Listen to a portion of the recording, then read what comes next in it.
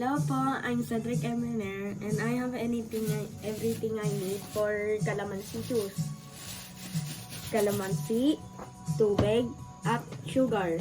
Tsaka yung kailangan natin ay yung teaspoon para stirring, yung strainer para matanggal yung mga buto, at saka chopping board para makat, para hindi mahiwa. First, cut the calamansi in the middle. Okay.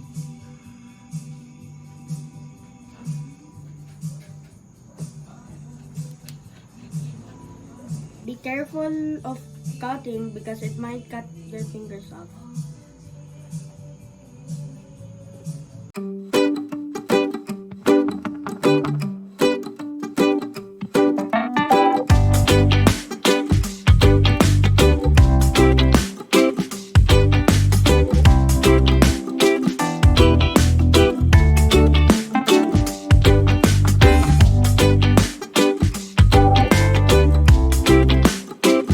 Get a glass, get a strainer para matanggal yung mga buto.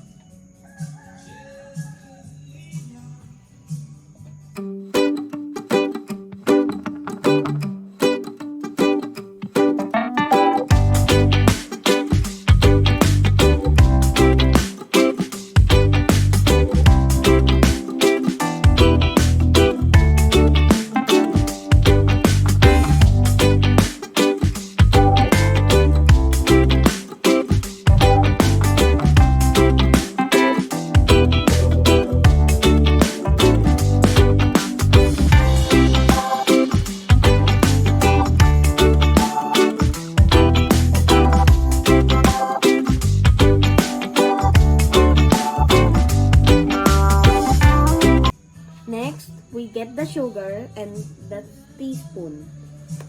1 teaspoon of sugar full and add it over here.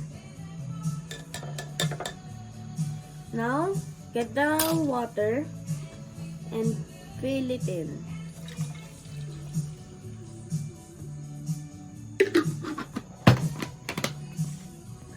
Now, the last step, stir it.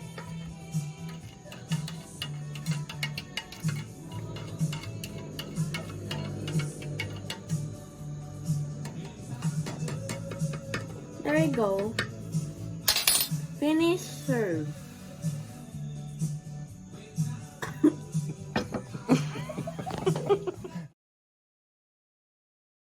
Ready to drink the calamansi juice. Delicious.